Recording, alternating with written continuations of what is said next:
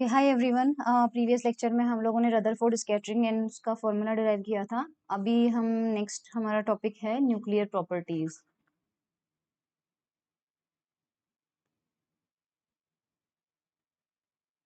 Nuclear properties का मतलब होता है जो हमारा न्यूक्लियस होता है उसके अंदर क्या क्या प्रॉपर्टी होती है। एक न्यूक्लियस में हमें पता है प्रोटॉन एंड न्यूट्रॉन होते हैं। सो उसी बेस पे जो जो टर्म हम यूज करने वाले हैं उसके बारे में हम थोड़ा सा ब्रीफ एक डेफिनेशन देख लेते हैं। इसमें सबसे पहला टर्म होता है हमारा मास नंबर, ठीक है, द्रव्यमान संख्या। इसको हिंदी में कहते हैं नाभिकीय गुण। और यहाँ पर जो मैं टर्म लिख रही हूँ मास नंबर, इसको बोलते हैं द्रव्यमान संख्या और इसको रिप्रेजेंट किया जाता है कैपिटल ए से। बेसिकली सबको पता ही है, हमने 9th-10th के अंदर ही पढ़ा था केमिस्ट्री में। मास नंबर क्या होता है हमारा, जितने भी न्यूक्लियस के अंदर नंबर ऑफ प्रोटॉन्स होते हैं और नंबर ऑफ न्यूट्रॉन्स होते हैं, इन दोनों का मिला के मतलब प्रोटॉन और न्यूट्रॉन दोनों का मिला के टोटल नंबर कितना होगा। तो हमारे पास ये कितना होता है, प्रोटॉन का नंबर प्लस न्यूट्रॉन का number, that is called mass number. Okay. Second हमारे पास होता है चार्ज नंबर, आवेश संख्या। Z से इसको रिप्रेजेंट किया जाता है, ठीक है। तो बेसिकली एक न्यूट्रल एटम जो होता है उसमें उसके लिए जो चार्ज नंबर होता है वो क्या होता है। तो न्यूक्लियस में हमारे पास क्या होता है, प्रोटॉन और न्यूट्रॉन। हमें पता है कि न्यूट्रॉन पे कोई चार्ज नहीं होता है, तो चार्ज किसके पास होता है, सिर्फ प्रोटॉन के पास होता है, ठीक है। तो ये जो है एग्जैक्टली ये नंबर ऑफ प्रोटॉन के इक्वल होगा, सिर्फ प्रोटॉन का नंबर, ठीक है। ये प्रोटॉन का नंबर अगर से मतलब सपोज 5 प्रोटॉन है किसी न्यूक्लियस में और 6 न्यूट्रॉन है मान लीजिए, तो उसके लिए Z की वैल्यू क्या लिखेंगे आप, 5 लिखेंगे क्योंकि प्रोटॉन 5 है। और मास नंबर कितना लिखेंगे आप, प्रोटॉन और न्यूट्रॉन को ऐड करके लिखना है, तो 5 + 6 यानी कि 11 हो जाएगा। Okay, so I hope that is clear to you. यही हमारे पास होता है प्रोटॉन का नंबर। नाउ थर्ड टर्म होता है ये मास नंबर था जो हमने ए से रिप्रेजेंट किया। अभी हम बात कर रहे हैं ओनली मास की, ठीक है। मास को बोलते हैं द्रव्यमान। इसके लिए कुछ स्टैंडर्ड डेफिनेशन हमें याद रखनी है, ठीक है। सो हमारे पास इंटरनेशनल जो पैरामीटर्स है या इंटरनेशनल इसका जो तरीका है उस तरीके से हमें इसकी डेफिनेशन याद रखनी है। सो जो इंटरनेशनल यूनिट होती है हमारे पास इसकी, वो होती है AMU, जो आपने पहले भी सुना हुआ होगा, AMU। ओके, इसका फुल फॉर्म है एटॉमिक मास यूनिट, हिंदी में इसको बोलते हैं परमाणु संहति मात्रक।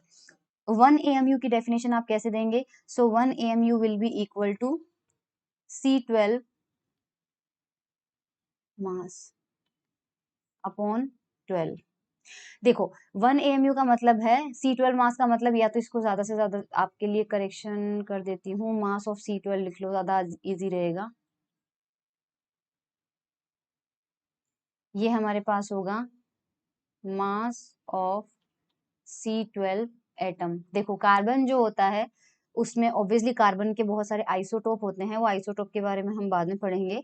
लेकिन एक जो कार्बन 12 होता है, एक एटम है, उसका जो मास है उसको 12 से डिवाइड कर देंगे हम, तो जो वैल्यू हमें मिलेगी उस वैल्यू को हम किससे रिप्रेजेंट करेंगे, 1 AMU कहेंगे। सो मतलब 1 AMU को वैसे हम क्या बोल सकते हैं कि ये कार्बन 12 जो होता है, कार्बन 12 जो होता है उसके 1/12वें भाग को, 1/12th पोर्शन है ना, उसके 1/12 भाग को हम क्या बोलेंगे, 1 AMU, यानी कि 1 AMU कहेंगे। तो अगर मैं आपसे पूछूं कि इसका मतलब जो कार्बन 12 एटम है उसका मास AMU में कितना होना चाहिए, तो क्रॉस मल्टीप्लीकेशन कर दो, देखो इसको करेंगे तो इसका मतलब मास ऑफ कार्बन 12 एटम जो होगा वो कितना होगा, 12 को 1 से मल्टीप्लाई करो, 12 AMU।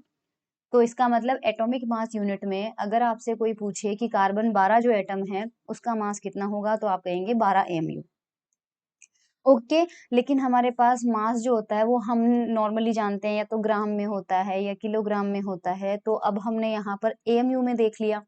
तो नॉर्मली दोनों ही अगर मास को रिप्रेजेंट कर रहे हैं तो दोनों का आपस में कुछ ना कुछ रिलेशन होना चाहिए या कन्वर्ट करने का तरीका हमें पता होना चाहिए। जैसे किलोमीटर को मीटर में अगर कन्वर्ट करना रहा हमें, किलोमीटर को मीटर में, तो हम क्या करते हैं 1000 से मल्टीप्लाई कर देते हैं। उसी तरह से हमारे पास किलोग्राम को AMU में या फिर AMU को किलोग्राम में कन्वर्ट करने के लिए कुछ रिलेशन यहाँ पर हमारे पास होना चाहिए, ठीक है। तो एक चीज ध्यान रखना, नंबर ऑफ, देखो number of carbon 12 atom in 1 mole.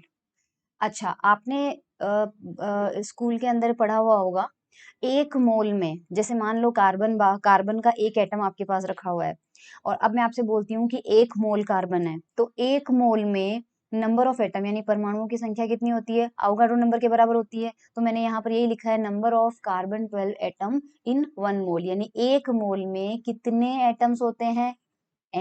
Na की वैल्यू ऑफ कोर्स आप जानते हैं 6.023 इंटू 10⁻23 होता है। Na से हम फिलहाल रिप्रेजेंट कर रहे हैं, यानी कि 1 मोल में इतने कार्बन 12 के एटम वहां गए, और एक कार्बन 12 एटम का मास जो है 12 AMU है। इसका मतलब है, यहाँ पर देखिएगा, एक एटम का मास अगर 12 AMU है, तो Na एटम्स का मास कितना होगा? Na इंटू 12 AMU होगा। और हम जानते हैं कि Na एटम्स जो होते हैं उसको हम किस से रिप्रेजेंट करते हैं? 1 मोल से, यानी इतने एटम्स का मास होने का मतलब है, ये कितने का मास है? ये 1 मोल पदार्थ यानी 1 मोल सब्सटेंस का मास है, और वो कितना है? Na into 12 AMU। सो अगर मैं कहूँ कि 1 मोल कार्बन 12 अपने पास पदार्थ दिया हुआ है, उसका टोटल मास कितना होगा AMU में? तो आप कहेंगे Na इंटू 12। और वैसे हम जानते हैं कि 1 मोल कार्बन 12 का जो मास होता है वो किलोग्राम में कितना होता है, वो हमें पता होना चाहिए। सो यहाँ पे लिख लेते हैं। और हम जानते हैं, देखो, 1 मोल का जो मास होता है, अगर वो जो भी एटम आप ले रहे हैं और हम कार्बन 12 ले रहे हैं, तो वो कितना होगा? 12 ग्राम होगा। ये आप 9th 10th के अंदर केमिस्ट्री की बुक्स में आपको इजीली मिल जाएगा, मतलब साइंस जनरल साइंस की बुक में मिल जाएगा, या 11th 12th में केमिस्ट्री में मिल जाएगा। ये आप देख लीजिएगा, 1 मोल का मास जो होगा, कार्बन 12 ले रहे हो तो 12 होगा, ऑक्सीजन ले रहे हो तो उस अकॉर्डिंग चेंज होता जाएगा। सो हमें पता है कि इसका मतलब है कि mass of 1 mole of carbon 12, यानी कार्बन 12 के अगर 1 मोल का आप मास ले रहे हो, तो वो ग्राम में कितना होता है? 12 ग्राम। जबकि AMU में कितना आया है हमारे पास? AMU में कितना आया है? Na into 12 AMU। कितना आया है? Na into 12 AMU। तो इस 12 ग्राम को केजी में क्या लिख सकते हैं हम? 0.012 kg, ये केजी में हो गया। और ये Na की वैल्यू है 6.022 इंटू 10⁻23 इंटू 12 AMU। आ गई बात समझ में? तो यहाँ से AMU को रहने दो, बाकी सारे टर्म को लेफ्ट हैंड साइड में ले जाओ, तो 1 AMU की वैल्यू आपके पास कितने आ जाएगी? 0.012 kg अपॉन 6.022 इंटू 10⁻23 इंटू 12। तो ये आपके पास एक AMU आ गया। इसको सॉल्व करके वैल्यू निकालते हैं तो 1.67 होता है। 1.67 इंटू 10⁻27 kg, ये एक एटॉमिक मास यूनिट का किलोग्राम में कन्वर्जन आपके पास हो जाता है। ये तो हो गया किलोग्राम में। एक और यूनिट होती है, देखो हम जानते हैं E is equal to MC² Einstein के रिलेशन से। तो यहाँ पर जो M की वैल्यू आती है वो E/c² भी होती है। E आपके पास एनर्जी होती है, एनर्जी हम जानते हैं इलेक्ट्रॉन वोल्ट में ले सकते हैं या मेगा इलेक्ट्रॉन वोल्ट में ले सकते हैं। सो अगर इस एनर्जी को आप मेगा इलेक्ट्रॉन वोल्ट में लेते हैं तो उसे हम MeV लिखते हैं मान लीजिए, और C² को एज इट इज रहने दीजिए।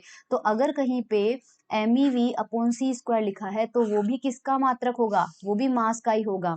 तो एक AMU की वैल्यू आपको याद रखनी है 931.5 MEV/c² भी होती है। तो एक ये फॉर्मूला याद रखिएगा, और एक ये फॉर्मूला, ये कन्वर्जन आपको याद रखना है यहाँ पे। अगर ठीक है, MEV/c² में कन्वर्ट करेंगे, मतलब ये एक तरह से आप पहले AMU को किलोग्राम में कन्वर्ट कर लीजिए, और फिर किलोग्राम की वैल्यू यहाँ रख के उसको MEV/c² में। बट इतना जरूरी नहीं है, बस ये वैल्यू नॉर्मली याद ही रखनी होती है, इसका डेरिवेशन कोई नहीं पूछता, और वो करना भी मुश्किल नहीं है। आई गेस फॉर्मूले आपके सामने ही है सारे। सो आई होप ये आपको थोड़ा सा समझ में आ गया होगा मास के बारे में। बाइंडिंग एनर्जी के बारे में हम आगे जो चैप्टर नंबर 2 आएगा उसमें अच्छे से डिस्कस करेंगे। थोड़ा सा यहाँ पर शॉर्ट में एक बाइंडिंग एनर्जी का फॉर्मूला आपकी बुक में दिया है, तो मैं बता देती हूँ कि मान लीजिए आपके पास कोई एटम है, ठीक है, और उस एटम का जो मास नंबर है यानी द्रव्यमान संख्या है वो A है, और उसमें नंबर ऑफ प्रोटॉन हमारे पास Z है। और ऐसे एटम का द्रव्यमान, मैं एटम की बात कर रही हूँ, ध्यान रखना, न्यूक्लियस की बात नहीं कर रही। एटम की जब बात करोगे तो उसमें न्यूट्रॉन, प्रोटॉन, इलेक्ट्रॉन तीनों काउंट करने पड़ेंगे, लेकिन जब न्यूक्लियस की बात करोगे तो उसमें केवल प्रोटॉन और न्यूट्रॉन काउंट करना पड़ेगा। तो मैं यहाँ पर एटम की बात कर रही हूँ। एक ऐसा एटम जिसका मास नंबर A हो और उसका चार्ज या फिर प्रोटॉन नंबर Z हो, मान लीजिए एटॉमिक नंबर उसका Z हो, तो ऐसे का मास जो है उसे अगर हम MAZ से रिप्रेजेंट करें तो इसकी वैल्यू होती है आपके पास MAZ plus ZME minus BZ। इसको मैं मतलब आपको समझाती हूँ। ये आपके पास है एटम का मास, ये आपके पास है उसके न्यूक्लियस का मास, और ये Me आपके पास है इलेक्ट्रॉन का मास, ठीक है। और ये आपके पास है बाइंडिंग एनर्जी, बंधन ऊर्जा। ऑब्वियसली इस पूरा चैप्टर नंबर जो 2 है वो पूरा ही इस पे है, तो तब आपको और डिटेल में समझ में आ जाएगा। एज फॉर नाउ मैं आपको एक्सप्लेन कर देती हूँ कि इसका मतलब क्या है। देखो, सपोज नेचर के अंदर इंडिविजुअली एटम मिलते हैं, जो नेचर में हमारे पास न्यूट्रल एटम होते हैं। तो देखो, सपोज ये हमारे पास एक न्यूक्लियस है जिसमें प्रोटॉन भी है और न्यूट्रॉन भी है, और हम जानते हैं कि इलेक्ट्रॉन इसके चारों तरफ चक्कर निकाल रहे हैं। ये एक कंप्लीट एटम है अपने आप में और ये अकेला रहेगा। अब सपोज मैं आपको बोलूं कि सपोज बाहर बहुत सारे इलेक्ट्रॉन है।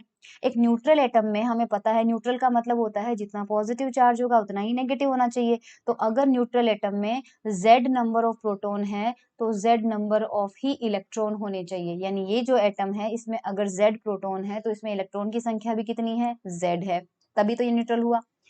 अब अगर मैं आपसे बोलूं कि इसको तोड़ दो, इसको तोड़ने का मतलब ये है कि इसको ऐसे तोड़ना कि न्यूक्लियस तो अलग हो जाए, न्यूक्लियस तो अलग हो जाए और सारे इलेक्ट्रॉनों को तोड़ के उस न्यूक्लियस से बाहर कर दो। तो ऑब्वियसली ये जो इलेक्ट्रॉन है वो इस न्यूक्लियस के अंदर अट्रैक्शन से बंधे हुए हैं, कूलम अट्रैक्शन लग रहा है। तो अगर आपको इलेक्ट्रॉनों को अलग करना पड़ेगा तो आपको बाहर से एनर्जी देनी पड़ेगी। तो आपने सारे इलेक्ट्रॉनों को न्यूक्लियस से बिल्कुल दूर करने के लिए, आइसोलेट करने के लिए सपोज टोटल एनर्जी दे दी B, ठीक है। मैं इसे BZ से रिप्रेजेंट करती हूँ, ठीक है। ये बाइंडिंग एनर्जी है, ये टोटल एनर्जी लग गई, और किस काम में लग गई, सारे इलेक्ट्रॉनों को न्यूक्लियस से जो अट्रैक्शन से बंधे हुए थे उसको तोड़ के बिल्कुल आइसोलेट करने में ये एनर्जी खर्च हो गई। तो अगर मैं आपसे पूछूं कि जब एक न्यूक्लियस अलग पड़ा है और सारे इलेक्ट्रॉन यहाँ पे आपने तोड़ तोड़ कर अलग कर दिए, ये पूरा सिस्टम पड़ा है, ठीक है। और एक आपके पास जब प्रोटॉन न्यूट्रॉन थे और इलेक्ट्रॉन इसके चारों तरफ चक्कर काट रहे थे, यानी जब यहाँ पर तो आपके पास एटम था और यहाँ पे आपके पास न्यूक्लियस अलग हो गया और इलेक्ट्रॉन्स, न्यूक्लियस प्लस इलेक्ट्रॉन हो गए। एक तो ये सिस्टम है और एक एटम है, दोनों में से ज्यादा एनर्जी किसकी है ये कैसे पता चलेगा। ऑब्वियसली देखो, आपके पास सपोज एटम के पास एनर्जी थी 5 जूल मान लीजिए, और जब आपने इसको तोड़ा तो तोड़ने के लिए मान लीजिए आपको बाहर से एनर्जी लग गई 3 जूल मान लीजिए, तो एटम की एनर्जी कितनी हुई, 5 जूल हुई, और जबकि इसको तोड़ने के लिए आपने एनर्जी कितनी दे दी, 3 जूल। तो जो आपने तोड़ने के लिए एनर्जी दी है वो ऑब्वियसली इस सिस्टम को ही दी है, तो सिस्टम को देने की वजह से सिस्टम की एनर्जी अब इंक्रीज हो गई ना, 5 प्लस 3 कितने हो गए, 8 जूल हो गए। यानी जब न्यूक्लियस और इलेक्ट्रॉन अलग अलग हो गए तब सिस्टम की एनर्जी आपके पास 8 जूल है, जबकि जब एटम अकेला था तो उसकी एनर्जी कितनी थी, 5 जूल थी। तो अब यहाँ पर देखिए, ये एटम होता है, ठीक है, इसकी एनर्जी कितनी रहनी थी, 5 जूल रहनी थी। तो न्यूक्लियस प्लस ये आपके पास ये है, और हमारे पास ये कितनी एनर्जी है, जब न्यूक्लियस और इलेक्ट्रॉन जब अलग अलग थे तो एनर्जी हमने देखा था कितनी थी, 8 जूल थी। और बाइंडिंग एनर्जी वो है जो तोड़ने के लिए जरूरत पड़ी थी, और ये कितनी हो गई, 3 जूल थी। तो आप देख लीजिए 5 इज इक्वल टू 8 माइनस 3, तो 8 में से 3 गए, 5 आ रहे हैं। सो आई होप आपको समझ में आ गया। सो बाइंडिंग एनर्जी को आप जब न्यूक्लियस और इलेक्ट्रॉन अलग अलग रखे हुए हैं उस वक्त जो सिस्टम की टोटल एनर्जी है उसमें से अगर आप घटा दो तो आपको एटम का मास मिल सकता है। अब बाइंडिंग एनर्जी की डेफिनेशन सुनिए, किसी भी एटम्स को, किसी भी एटम को उसके कंपोनेंट्स, यहाँ पर कंपोनेंट का मतलब होगा न्यूक्लियस और उसके बचे हुए सारे इलेक्ट्रॉन, इनको या फिर सारे इलेक्ट्रॉनों को न्यूक्लियस से अलग करने के लिए दी गई एनर्जी जो होती है that is called binding energy, ठीक है। बाहर से देनी पड़ती है क्योंकि बॉन्ड्स तोड़ने पड़ते हैं, so that is called binding energy. एक टर्म आपके पास होता है, बस इसका 1 मार्क के क्वेश्चन में पूछा जा सकता है आपके पास, या डेफिनेशन पूछी जा सकती है। एक टर्म होता है packing fraction, okay. Packing packing fraction Hindi में इसको बोलते हैं संकुलन गुणांक, F से रिप्रेजेंट होता है। तो मान लीजिए आपके पास कोई एक एटम है उसका मास आपने निकाला, ठीक है, उसका मास है m, और उसका मास नंबर कितना आ रहा है, a आ रहा है। मान लीजिए उसका मास नंबर कितना है, a है, और मास उसका m है। दोनों ऊपर डिस्कस कर चुके हैं, मास कैसे निकालना है वो AMU एंड kg में, और मास नंबर सिर्फ उसके प्रोटॉन और न्यूट्रॉन का टोटल हो जाता है आपके पास। तो m minus a upon a, ये जो क्वांटिटी हमें मिलती है, इस क्वांटिटी को हम बोलते हैं पैकिंग फ्रैक्शन, ठीक है। यहाँ पर ये जो m माइनस a टर्म होता है, इसे हम कहते हैं मास। इस अगर ये डिफरेंस नेगेटिव आ रहा है तो ऑब्वियसली डिक्रीमेंट हो जाएगा, और ये डिफरेंस अगर पॉजिटिव आ रहा है तो मास एक्सेस हो जाएगा। तो इसका नाम मास डिक्रीमेंट भी होता है और मास एक्सेस भी होता है, ठीक है। हिंदी में बोल देती हूँ, द्रव्यमान अपक्षय बोलते हैं इसको, ठीक है, या फिर इसको मास, इन जनरल इसको मास डिफेक्ट बोलते हैं, ठीक है, इन जनरल इसको मास डिफेक्ट कहते हैं,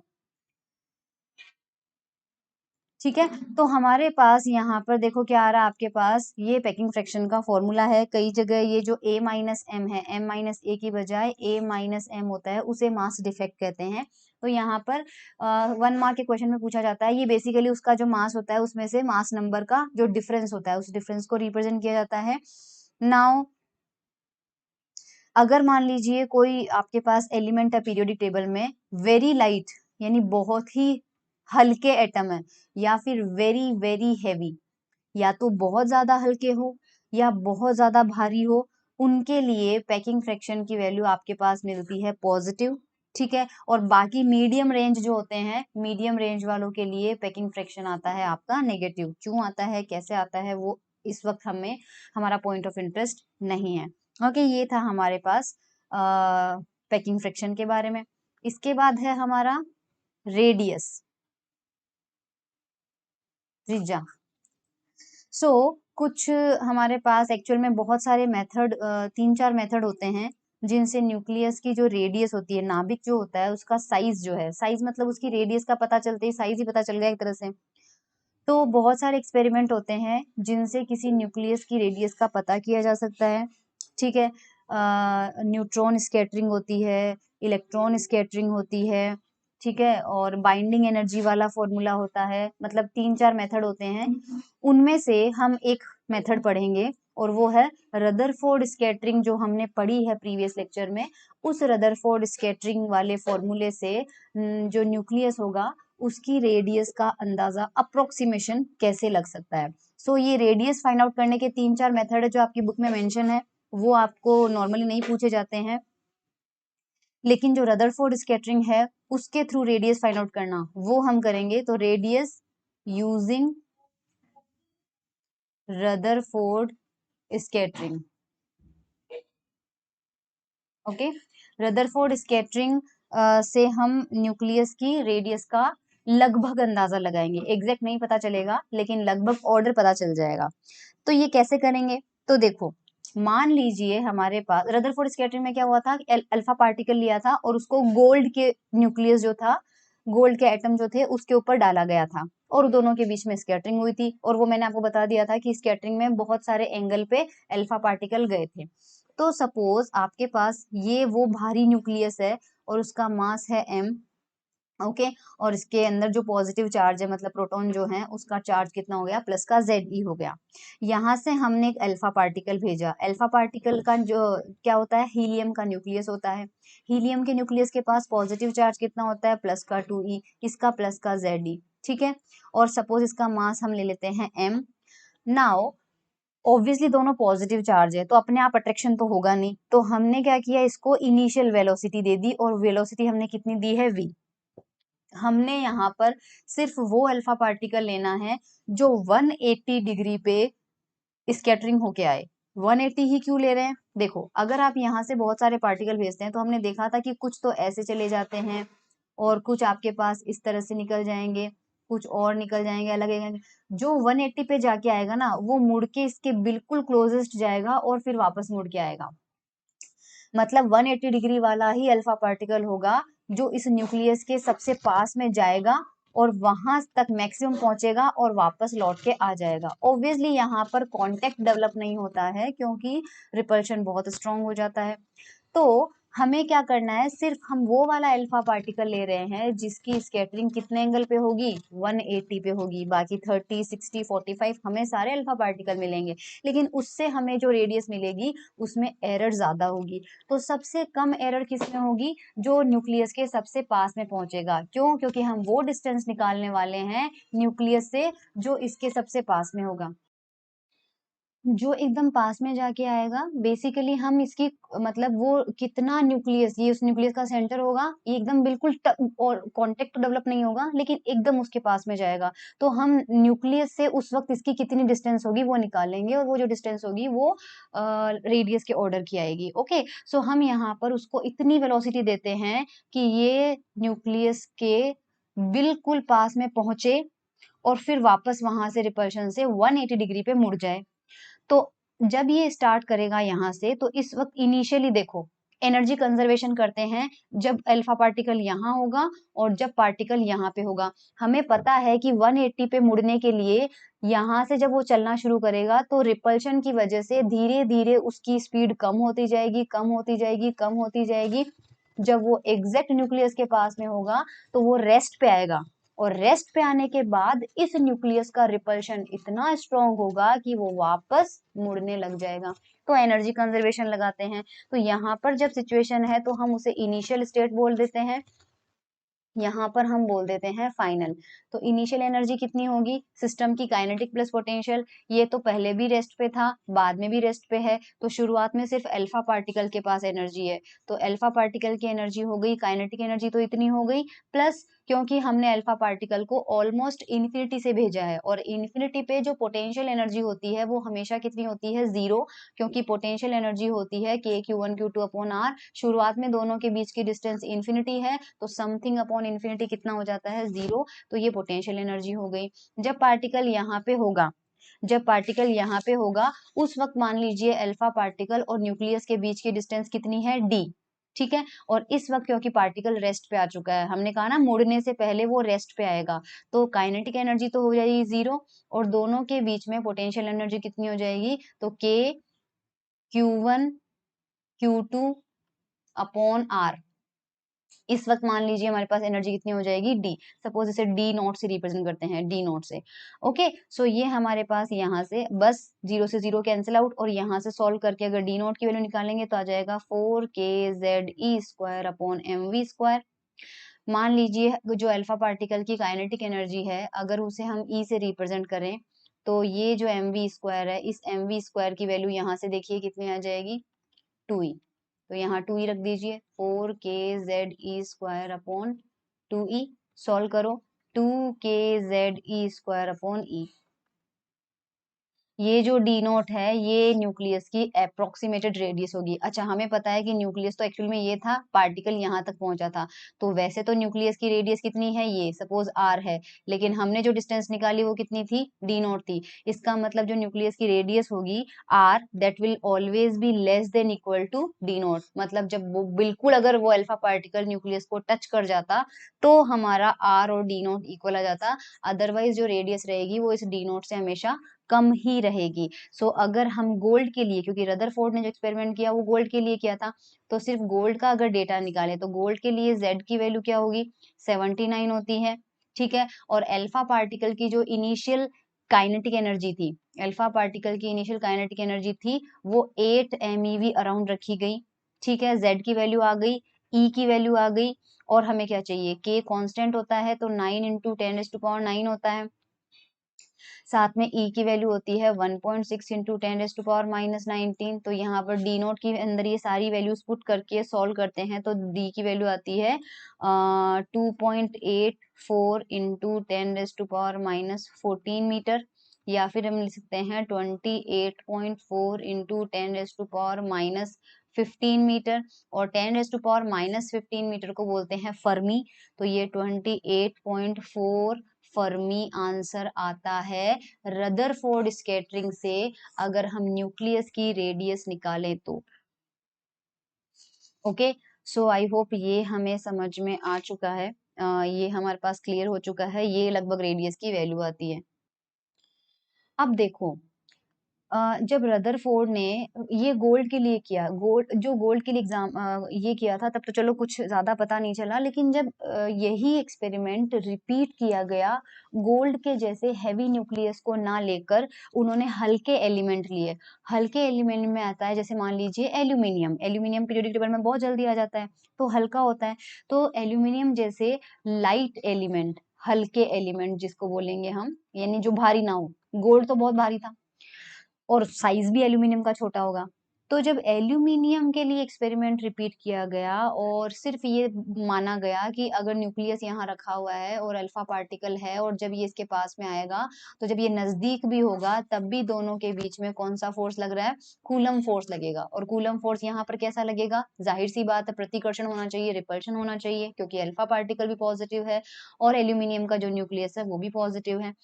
तो गोल्ड के लिए तो चलो ठीक है, ज़्यादा पता नहीं चला और एरर कम आई। लेकिन जब लाइट एलिमेंट के लिए किया गया, तो ये देखा गया कि पोटेंशियल एनर्जी का जो ग्राफ है, क्योंकि पोटेंशियल एनर्जी का ग्राफ क्या होगा? पोटेंशियल एनर्जी क्या होती है? K Q1 Q2 upon R।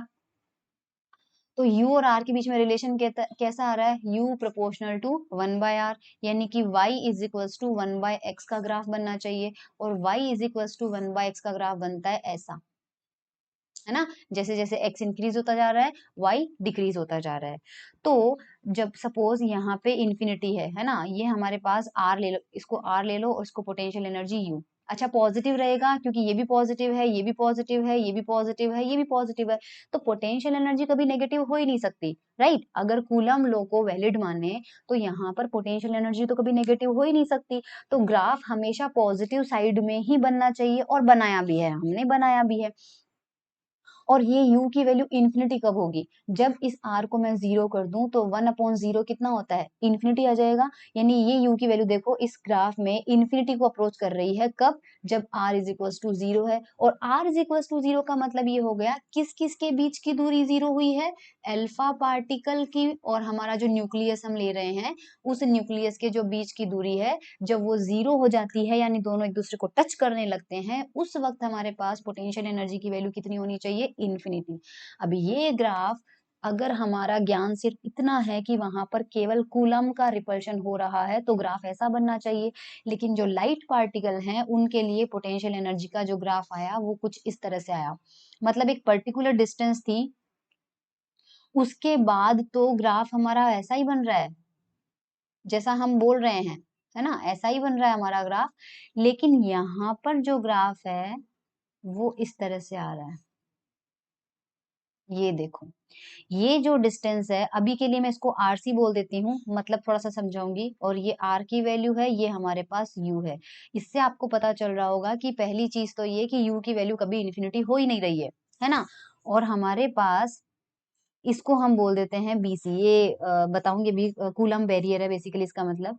इस ये ग्राफ बनते ही ऑब्वियसली रदरफोर्ड और चैडविक कर रहे थे एक्सपेरिमेंट, उनका दिमाग खराब हुआ कि अरे यार, पोटेंशियल एनर्जी नेगेटिव कैसे हो गई? क्योंकि यहाँ पर जो पोटेंशियल एनर्जी वाला पोर्शन है वो ये है। देखिए, मैं रेड कलर से बना देती हूँ ताकि आपको अंदाजा रहे कि कौन सा लाइन है जो हमारा ग्राफ रिप्रेजेंट कर रहा है पोटेंशियल एनर्जी का। ये पोटेंशियल एनर्जी का ग्राफ है। सो मुझे इस रेंज में समझाने की तो आवश्यकता नहीं है, राइट? इसका ये मतलब है कि अल्फा पार्टिकल की जैसे जैसे हम, ये आर किस किस के बीच की दूरी है, ध्यान रखना, ये अल्फा पार्टिकल और जिस न्यूक्लियस से आप इसका कोलिजन करवा रहे हो, इस पर्टिकुलर केस में एल्यूमिनियम ले रहे हैं, उन दोनों के बीच की दूरी है। तो जैसे जैसे दूरी घटती है, तो हम जानते हैं K Q1 Q2 upon R है U का मान।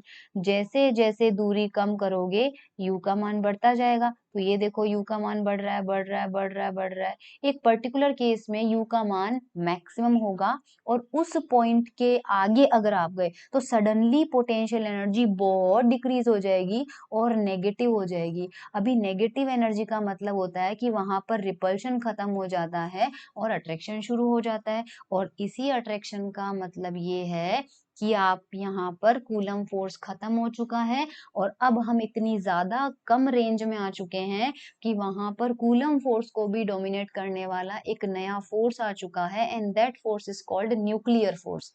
तो हम जानते हैं, आप लोगों ने पढ़ा होगा कि न्यूक्लियर फोर्स जो होता है वो स्ट्रॉन्गेस्ट फोर्स होता है और ये बहुत कम रेंज में ही लगता है। इसलिए जब हम ज्यादा रेंज रखते हैं तो यहाँ पे लग रहा है कूलम फोर्स जो कि रिपल्शन नेचर का है, और जैसे ही आप एक पर्टिकुलर डिस्टेंस से कम डिस्टेंस कर देते हो दोनों के बीच में, तो हम न्यूक्लियर फोर्स की रेंज में आ चुके हैं, और न्यूक्लियर फोर्स कभी भी रिपल्सिव नेचर का नहीं होता है। तो ये जो न्यूक्लियर फोर्स होता है ये कभी भी रिपल्सिव नेचर का नहीं होता है, अट्रैक्टिव नेचर का होता है, क्योंकि हम जानते हैं प्रोटॉन प्रोटॉन एक न्यूक्लियस के अंदर, सोचो दो प्रोटॉन कितने नजदीक होते हैं, न्यूक्लियस का साइज कितना कम होता है, अभी हमने देखा 10⁻⁻15 मीटर के ऑर्डर का होता है। इतनी कम रेंज में हमारे पास दो दो प्रोटॉन पास में है, तो इनका अगर कूलम फोर्स ही लगना होता तो ये दोनों पॉजिटिव है, अच्छा खासा रिपल्शन होना चाहिए, मतलब न्यूक्लियस में प्रोटॉन कभी साथ में रहने ही नहीं चाहिए, बट रहते हैं, क्योंकि इस रेंज में कूलम फोर्स नहीं लगता है, इस रेंज में हमारा न्यूक्लियर फोर्स जो होता है वो डोमिनेट करने लग जाता है। तो इस वजह से ये हमारे पास यहाँ पर नेगेटिव जो पोटेंशियल एनर्जी है जो कि अट्रैक्शन को रिप्रेजेंट करती है, नेगेटिव का मतलब अट्रैक्शन होगा, ध्यान रखना। तो इस वजह से हमारे पास यहाँ पर पोटेंशियल एनर्जी नेगेटिव आती है। अब ये जो आरसी होता है, इस आरसी डिस्टेंस को हम बोलते हैं कि लगभग, ये जो होती है ये बेसिकली रेडियस ऑफ न्यूक्लियस होती है, रेडियस ऑफ न्यूक्लियस होती है, क्योंकि ऑब्वियसली न्यूक्लियस के अंदर ही तो न्यूक्लियर फोर्स लगेगा। तो जब आप डिस्टेंस को आरसी से भी कम कर दोगे तब आपका कूलम फोर्स जो है वो डोमिनेट नहीं करेगा, न्यूक्लियर फोर्स डोमिनेट करेगा। इसलिए हम इस आरसी को बोलते हैं, ये न्यूक्लियस की रेडियस होनी चाहिए, और इस आरसी का, अच्छा ये जो बीसी है, इस बीसी को हम क्या बोलेंगे, ये बीसी जो है वो पोटेंशियल एनर्जी की यहाँ पे हाईएस्ट वैल्यू होती है, इससे आगे पोटेंशियल एनर्जी बढ़ती नहीं बल्कि घट जाती है। तो इस बीसी को हम बोलते हैं कूलम बैरियर, ठीक है, इसको हम बोलते हैं coulomb barrier, coulomb barrier, Hindi में इसको बोलते हैं कूलम प्राचीर। और इसकी वैल्यू क्या होनी चाहिए आपके पास, तो बीसी एनर्जी कब है, बीसी एनर्जी उस वक्त है जब दोनों के बीच की दूरी कितनी है, आरसी है। ये चीज आपको समझ में आई कि जो ग्राफ आपने बनाया था वो ग्राफ इस तरह से बन रहा है, देखिए ये ग्राफ बन रहा है। तो जब दोनों के बीच की डिस्टेंस आरसी है, अल्फा पार्टिकल और एल्यूमिनियम का न्यूक्लियस, जब उन दोनों के बीच की दूरी आरसी है तब पोटेंशियल एनर्जी का मान कितना है, बीसी है। हम जानते हैं U is equal to K Q Q1 Q2 upon R. तो यहाँ पर U की वैल्यू कितनी है, बीसी, ओके, और K की value suppose 1/4 pi epsilon naught. एक अल्फा पार्टिकल है, सपोज अल्फा पार्टिकल का चार्ज हो जाएगा Z1e, है ना, वैसे प्लस का 2e ले सकते हैं लेकिन इन जनरल फॉर्मूला है। और दूसरा हैवी न्यूक्लियस है, उसका चार्ज मान लीजिए Z2e है, और उस वक्त डिस्टेंस कितनी है हमारे पास, आरसी है। तो बीसी की वैल्यू का फॉर्मूला ध्यान रखिएगा, ये हमारे पास होगा। अब हम आरसी की वैल्यू निकालते हैं। इस आरसी का फॉर्मूला जो है वो आता है R0a⁻⁴। ये फॉर्मूले का डेरिवेशन आपको एग्जाम में पूछा जा सकता है और इजी सा है। देखो ये फॉर्मूला कैसे आया, बीसी, आई होप आपको बीसी तक क्लियर हो चुका है। देखो हाइड्रोजन जो होता है हमारे पास, हाइड्रोजन के अंदर सिर्फ हमारे पास एक प्रोटॉन होता है। हाइड्रोजन जो होता है उसके न्यूक्लियस में सिर्फ एक प्रोटॉन होता है। तो सपोज हाइड्रोजन का जो न्यूक्लियस है, मान लीजिए हम प्रोटॉन को हम कैसे आकार का मान लेते हैं, स्फेरिकल आकार का। न्यूट्रॉन को भी हम कैसा मान लेते हैं, स्फेरिकल आकार का। और इन दोनों का साइज लगभग एक होता है, तो हम अप्रोक्सीमेटली एक मान लेते हैं, है ना। अब मैं आपसे बोलूं कि मान लीजिए एक प्रोटॉन की रेडियस ऑफ वन प्रोटॉन, या इस प्रोटॉन को आप न्यूक्लियन बोलो, क्योंकि हम न्यूट्रॉन और प्रोटॉन दोनों को सेम मान रहे हैं, तो दोनों को एक नाम दे देते हैं जिसे हम न्यूक्लियन बोलते हैं, ठीक है। रेडियस ऑफ वन प्रोटॉन, एक प्रोटॉन की जो त्रिज्या होगी वो मान लीजिए कितनी है, R0। तो क्या आप ये बोल सकते हो कि ये जो R0 है वो हाइड्रोजन एटम की हाइड्रोजन के न्यूक्लियस की त्रिज्या है, बिल्कुल बोल सकते हैं।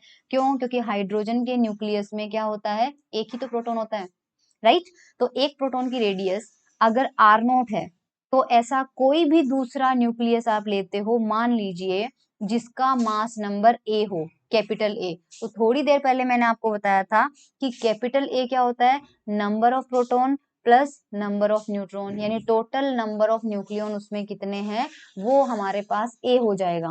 तो अगर एक प्रोटॉन यानी एक न्यूक्लियन की रेडियस r0 है तो ऐसा मास जिसमें ए हो, ए क्या होगा, टोटल नंबर ऑफ न्यूक्लियंस होंगे, तो टोटल नंबर ऐसे की रेडियस कितनी हो जाएगी आपके पास, ऐसी की रेडियस आपके पास कितनी हो जाएगी, ऑब्वियसली आप किससे मल्टीप्लाई करोगे इसको, यहाँ पर एक प्रोटॉन की आपके पास ये आ जाएगी, तो ए का निकालने के लिए ए से मल्टीप्लाई करेंगे, लेकिन हमारे पास क्या करेंगे, हम यहाँ पर वॉल्यूम कंपेयर करते हैं। वॉल्यूम का मतलब देखो ये रहा एक प्रोटॉन, ठीक है, तो अगर इसकी रेडियस हमने कितनी मानी है r0, तो इसका जो वॉल्यूम है वो कितना हो जाएगा 4/3 पाई r0 क्यूब, इसका वॉल्यूम इतना हो जाएगा। अब मैं दूसरा न्यूक्लियस ले रही हूँ, ऐसा न्यूक्लियस ले रही हूँ जिसका मास नंबर कितना है a, यानी कि उसमें number of proton plus neutron कितना आपके पास a, तो वॉल्यूम ऑफ दिस न्यूक्लियस, इसका न्यूक्लियस का वॉल्यूम कितना हो जाएगा, मान लीजिए इन सबको ऐसे इकट्ठे करने के बाद ये कंप्लीट न्यूक्लियस बना है और इसकी रेडियस कितनी आती है आपके पास r, इसका मान लीजिए 4/3 पाई r क्यूब है। तो अगर वैसे r0 से डेफिनेशन से देखें एक पार्टिकल का वॉल्यूम इतना है, तो a पार्टिकल्स का वॉल्यूम कितना होना चाहिए, a into 4/3 pi r0 cube, और जब इसको मल्टीप्लाई करते हैं तो जो न्यूक्लियस बन जाता है उसका वॉल्यूम आप कितना मान के चल रहे हो, 4/3 पाई r cube. So I hope आपको ये समझ में आ चुका है। यहाँ पे देखो एक प्रोटॉन हमने लिया 4/3 पाई r0 क्यूब इसका वॉल्यूम है, दूसरा लिया 4/3 पाई r0 क्यूब, तीसरा लिया, चौथा लिया, पांचवा लिया, छठा लिया, ऐसे करके आपके पास एक न्यूक्लियस बनेगा और उस न्यूक्लियस की रेडियस आपके पास r है, तो दोनों का जो वॉल्यूम है वो क्या होना चाहिए आपके पास, इक्वेट होना चाहिए। तो यहाँ से देखो अब 4/3 पाई आर से 4/3 pi r cancel, r cube is equals to a r0 cube, दोनों साइड में 1/3 कर लो पावर, तो r is equals to a की पावर 1/3 इंटू r0, या r is equals to r0 a raise to power 1/3। तो ये न्यूक्लियस की रेडियस होगी, कोई भी न्यूक्लियस की रेडियस होगी, और यही फॉर्मूला मैंने ऊपर बता दिया था कि rc is equals to r0 a raise to power 1/3 होता है। ये r0 एक कांस्टेंट लेते हैं, नॉर्मली आप इसको हाइड्रोजन न्यूक्लियस की रेडियस बोल सकते हो, या एक प्रोटॉन की रेडियस बोल सकते हो, या एक न्यूट्रॉन की रेडियस बोल सकते हो, बट ये फॉर्मूला आपके पास एग्जाम में पूछा जा सकता है। अब जो न्यूक्लियस की रेडियस है उसके बारे में कुछ कंक्लूजन्स है जो मैं नॉर्मली ऐसे ही रीड कर देती हूँ, राइट। सो कंक्लूजन नंबर 1, हमारे पास किसी भी न्यूक्लियस की रेडियस का फॉर्मूला हम लेंगे, कई बार इस कैपिटल r0 को स्मॉल r0 से भी लिखा जाता है, डोंट गेट कंफ्यूज, एक ही चीज है। तो ये जो r0 होता है वो कांस्टेंट आता है, और इस r0 की जो वैल्यू आती है वो लगभग 1.2 से लेके 1.3 फर्मी के ऑर्डर की आती है, ओके। और हमने रदरफोर्ड एक्सपेक्टिंग से देखा था 28 फर्मी आई थी रेडियस हमारे पास, लेकिन वो एक हमारे पास तो रदरफोर्ड से 28 फर्मी इसलिए आया था क्योंकि उसका न्यूक्लियस बड़ा था। r0 तो हम क्या ले रहे हैं, एक न्यूक्लियन का साइज ले रहे हैं, तो ऑब्वियसली वो 28 से तो काफी कम होगा। सो लगभग इतने हमारे पास मिला है, ठीक है। एक तो हमारे पास ये वैल्यू आती है, इसके अलावा कोई और तरीका जो होता है रेडियस निकालने का, एक एक्सपेरिमेंट होता है इलेक्ट्रोमैग्नेटिक प्रॉपर्टीज, विद्युत चुंबकीय गुण, इलेक्ट्रोमैग्नेटिक प्रॉपर्टीज। न्यूक्लियस की जब इलेक्ट्रोमैग्नेटिक प्रॉपर्टीज को स्टडी करके एक्सपेरिमेंट्स किए गए और उससे r0 की वैल्यू निकाली, तो इस r0 की वैल्यू आई 1.2 फर्मी, वो भी सही था, ठीक है। एक न्यूट्रॉन स्कैटरिंग का एक्सपेरिमेंट किया गया, न्यूट्रॉन, ये हमें डिटेल में नहीं बस याद रखने हैं कंक्लूजन, है ना, न्यूट्रॉन स्कैटरिंग से किया गया, राइट। तो इससे भी जो रेडियस मिली थी हमें r0 की वैल्यू, वो इस इलेक्ट्रोमैग्नेटिक प्रॉपर्टीज से जो रेडियस मिली थी उससे हल्की सी क्या मिली थी, ज्यादा हुई थी। मतलब ये जो न्यूट्रॉन स्कैटरिंग से जो रेडियस मिली थी वो इलेक्ट्रोमैग्नेटिक प्रॉपर्टीज से जो वैल्यू मिली है उससे हल्की सी ज्यादा आई थी, लेकिन ऑर्डर जो था वो सेम आया था। इसके अलावा इलेक्ट्रॉन स्कैटरिंग भी कराई गई, इलेक्ट्रॉन का स्कैटरिंग वाले एक्सपेरिमेंट भी किए गए, neutron scattering, electron scattering, proton scattering, alpha particle scattering हमने किए, उसी तरह से इलेक्ट्रॉन स्कैटरिंग किया गया। इलेक्ट्रॉन स्कैटरिंग से हमें एक ग्राफ मिला, और वो ग्राफ किसका था कि न्यूक्लियस के अंदर जो प्रोटॉन है वो ऑब्वियसली चार्ज पार्टिकल है, तो चार्ज का जो डिस्ट्रीब्यूशन है वो किस तरह का है, मतलब हर जगह सेम चार्ज है या सेंटर पे ज्यादा है, किनारों पे कम है। तो उसका एक ग्राफ मिला था इलेक्ट्रॉन स्कैटरिंग से, ये ग्राफ हमें डायरेक्टली याद रखना है, ठीक है। ग्राफ कुछ ऐसा आया था,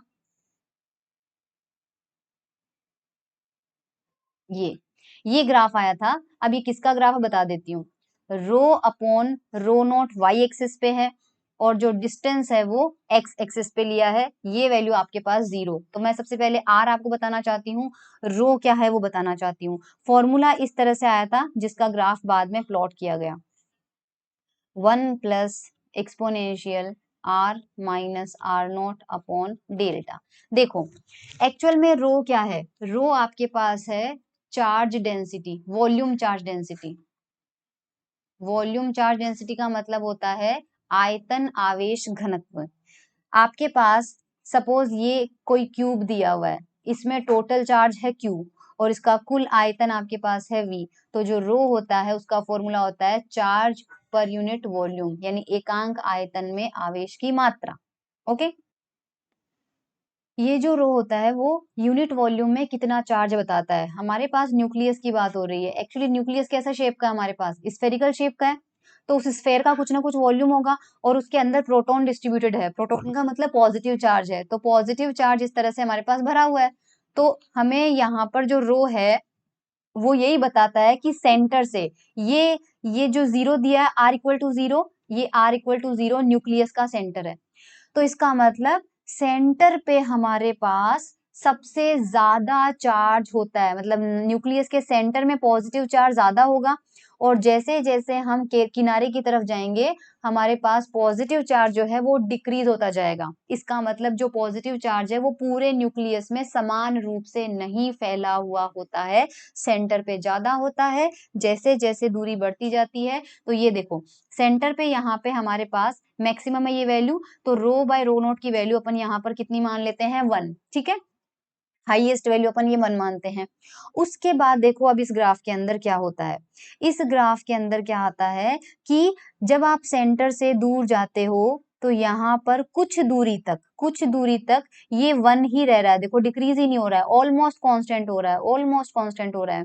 फिर एक पॉइंट आता है आपके पास यहाँ पर, ठीक है, मैं यहाँ पर एक लाइन क्रॉस कर देती हूँ, ये देखो ये लाइन काट रही है इसको, ये 1 लिया था, ये ब्लू कलर की लाइन वैल्यू मतलब चार्ज डेंसिटी जो है वो पहले 1 थी, घट के कितनी हो गई 0.9 रह गई, यानी सेंटर पे 100% मानते हैं अपन, तो इतनी डिस्टेंस पे आते आते वो वैल्यू घटते घटते कितनी रह गई 90% रह गई।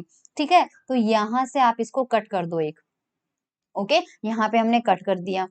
अब हम न्यूक्लियस की रेडियस क्या माने, क्योंकि जब तक हम किनारे पे पहुंचेंगे तब तक तो चार्ज डेंसिटी 0 हो जाएगी, रो इज इक्वल टू 0 हो गई ना, देखो यहाँ पे ये रो इज इक्वल टू 0 हो गई। तो हम न्यूक्लियस की रेडियस इतनी नहीं मान सकते, पूरी सेंटर से लेके किनारे तक नहीं मान सकते। क्यों? क्योंकि न्यूक्लियस का मतलब होता है कि पॉजिटिव चार्ज होना, और अगर किनारे पे चार्ज खत्म ही हो चुका है, 0 हो चुका है, तो उसको हम न्यूक्लियस से बाहर का पार्ट मानेंगे। तो हम एवरेज रेडियस कौन सी लेते हैं, एवरेज रेडियस हम इस ग्राफ में क्या लेते हैं कि वो डिस्टेंस न्यूक्लियस के सेंटर से वो दूरी जहां तक चार्ज डेंसिटी का मान घटते घटते आधा हो जाए। अब यहाँ पे 1 है तो आधा कहाँ होगा, यहाँ पे होगा 0.5, तो 0.5 वाली लाइन को आप आगे तक मिलाइए, ये कट गया, और जहां तक ये कट रही है ये देखिए यहाँ पर कट रही है, तो सेंटर से लेके ये डिस्टेंस हमारी कितनी है, मान लीजिए r0, और इस r0 को हम यहाँ पर बोलेंगे रेडियस ऑफ न्यूक्लियस। जाहिर सी बात है ये एग्जैक्ट रेडियस नहीं है, एवरेज है। एवरेज क्यों बोला, क्योंकि सेंटर पे बहुत सारा चार्ज है, किनारे पे एकदम ही खत्म हो गया, तो दोनों के बीच में एवरेज निकाल लिया, एवरेज का मतलब 50%। तो ये तो आपको आर नोट की वैल्यू समझ में आ गई होगी। अब एक डिस्टेंस होती है डी, डी डिस्टेंस कौन सी इस ग्राफ में लेनी है वो आपको मैं समझा देती हूँ। देखिए आपके पास 90% चार्ज जहां पर हो जाए वो कौन सा पॉइंट था, ये रहा ए पॉइंट, ए पॉइंट पर चार्ज डेंसिटी घटते घटते कितनी हो गई 90 हो गई, तो सीधी लाइन ड्रॉ कर दो, ये कर दी। और एक डिस्टेंस आप ले लीजिए जहां पर चार्ज डेंसिटी घटते घटते 10% रह जाए, तो अगर 1 यहाँ पे है, 0.9 यहाँ पे है, 0.5 यहाँ पे है, तो कहाँ पे होगा 0.1, 0 पॉइंट यहाँ कहीं पे होगा, 10% हो गया, तो इस 10% को आगे की तरफ बढ़ाइए, ये बढ़ा दिया। अब ये ग्राफ को जहां पर काट रहा है वहां पर भी एक लाइन ड्रॉ कर दीजिए, तो ये जो पॉइंट ए है और ये पॉइंट बी है, इसका मतलब ए पॉइंट कौन सा है, जहां चार्ज डेंसिटी 90% है, और बी पॉइंट कौन सा है, जहां पर चार्ज डेंसिटी 10% है। तो ये जो डी की वैल्यू होती है, ये डी की वैल्यू हम कौन सी देखते हैं, जहां पर जो हमारे पास चार्ज डेंसिटी है, डी कौन सी डिस्टेंस है, डिस्टेंस इन बिटवीन, इंग्लिश में लिख रही हूँ लेकिन हिंदी में एक्सप्लेन कर दूंगी, distance in between rho becomes 0.1 times rho naught from 0.9 times rho naught, यानी 90% से घटते घटते 10% तक चार्ज रह जाए, उस दूरी को हम रिप्रेजेंट कर रहे हैं डी से, उस दूरी को हम, तो ये दूरी कितनी होगी हमारे पास, डी होगी। So I hope that is clear. अब ये जो एक्सपेरिमेंट किया गया, इससे आर नोट की वैल्यू निकाली गई, तो वाई थी 1.1 इंटू 10⁻⁻15 मीटर इंटू ए की पावर 1/3। ए यहाँ पे जो भी न्यूक्लियस के साथ एक्सपेरिमेंट किया जाएगा, ठीक है, मीटर, ये तो आर नोट आया, ओके। और डी की वैल्यू जो आई है वो आती है 2.4 इंटू 10⁻⁻15 मीटर। अब आपको पता है कि आर नोट क्या है और डी क्या है ना, आर नोट रेडियस लिया जाएगा अप्रोक्सीमेटेड, और डी वो डिस्टेंस होगी जहां पर इसकी चार्ज डेंसिटी 90% से घट के 10% रह जाए। अब ये जो फॉर्मूला है, इस फॉर्मूले से ये वाला ग्राफ कैसे आया वो थोड़ा सा जल्दी से एक बार देख लेते हैं। सो फॉर्मूला मिला था rho is equals to rho not upon 1 plus e raise to power are minus are note upon delta, और जो ग्राफ है यहाँ पे वो इस तरह से आया था आपके पास, ये देखिए, है ना, ये आपके पास है रो बाय रो नोट, तो वाई एक्सिस पे क्या रखना है, रो बाय रो नोट, तो इस रो नोट को उठा के लेफ्ट में भेज दो ताकि हमारे पास रो बाय रो नोट आ जाए, और यहाँ पर आ जाए 1 प्लस ई की power are minus are note upon delta. हमने देखा था अभी कि ये 1 है और यहाँ पर 0.5 वैल्यू थी, और जहां पर 0.5 कट रहा था वो डिस्टेंस को हमने बोला था आर नोट। तो ये फॉर्मूले से वेरीफाई कर लेते हैं कि जब आपके पास आर की वैल्यू आर नोट के बराबर हो जाए, उस टाइम रो बाय रो नोट की वैल्यू कितनी आनी चाहिए, 0.5। तो इस फॉर्मूले में पुट करो, r is equal to r not put करो, तो जैसे ही r is equal to r not put करेंगे, एक्सपोनेंशियल वाला पार्ट कितना हो जाएगा, यहाँ डेल्टा है, सॉरी यहाँ डेल्टा है, ई की power are minus are naught, R और आर नोट बराबर होते ही ई की पावर 0 आ जाएगा, यानी रो बाय रो नोट की वैल्यू आ रहा है 1/1 प्लस ई की पावर 0, ई की पावर 0 कितना होता है 1, तो ये कितना आ रहा है 1/2, ये कितना आ रहा है 0.5। और ये ग्राफ से विजिबल भी है कि जब आर का मान आर नोट के बराबर हो रहा है तो वाई एक्सिस पे हमें वैल्यू कितनी मिल रही है, 0.5 आपके पास मिल रही है। So I hope that is clear. तो इस तरह से जो ग्राफ है वो इस ग्राफ को इस तरह से रिप्रेजेंट यहाँ पे हम करेंगे। ये था हमारे पास न्यूक्लियस की रेडियस के लिए किया गया एक एक्सपेरिमेंट। बट नॉर्मली आपको ये ग्राफ पूछा जा सकता है और ये फॉर्मूला पूछा जा सकता है। इसका डेरिवेशन हमने नहीं किया है कि प्रोबेबली वो हमारे सिलेबस में अगर आगे आएगा तो हम कर लेंगे, अभी एज फॉर नाउ हमारे पास ये नहीं है। अच्छा, ये जो डी डिस्टेंस है इसकी फिजिकल सिग्निफिकेंस क्या है, आर नोट तो आपको पता चल गया कि आर नोट तो हमने न्यूक्लियर की रेडियस माना, डी क्या था, डी मैंने आपसे बोला था ना कि जहां पर चार्ज डेंसिटी 90% से घट के 10% हो जाए, तो बेसिकली ये होती है थिकनेस ऑफ न्यूक्लियस। ये ऑलमोस्ट हम न्यूक्लियस की मोटाई मानते हैं, क्योंकि सपोज देखो न्यूक्लियस इस तरह से है और मैं यहाँ पर न्यूक्लियस की ये मोटाई मान लेती हूँ, तो ये जो अंदर वाला हिस्सा है यहाँ पर ऑलमोस्ट 100% चार्ज है, ठीक है, यहाँ तक घटते घटते 90% हो गया और यहाँ तक 10% रह गया, तो 90 से 10 घट जाए उसे हम न्यूक्लियस की थिकनेस बोल सकते हैं, न्यूक्लियस की थिकनेस। और रेडियस जो है वो तो हमने 50% तक देख ही लिया था, तो डी को average on an approximately D को क्या बोल देते हैं, न्यूक्लियस का जो सरफेस होता है उस सरफेस की मोटाई बोल देते हैं, क्योंकि इसी मोटाई में उसका मैक्सिमम चार्ज घट जाता है, खत्म हो जाता है, पूरी तरह खत्म हो जाता है। ओके, सो ये हमारे पास कुछ न्यूक्लियर प्रॉपर्टीज थे, मतलब और न्यूक्लियस की प्रॉपर्टीज आएगी वो हम अगले लेक्चर में करेंगे, जैसे कि एंगुलर मोमेंटम हुआ, मैग्नेटिक मोमेंट हुआ एंड क्वाड्रुपोल मोमेंट हुआ, ये हम अगले लेक्चर में करेंगे। पेरिटी हुआ, आइसोस्पिन का कंसेप्ट हुआ। Okay, will discuss these in next lecture. Thank you so much everyone.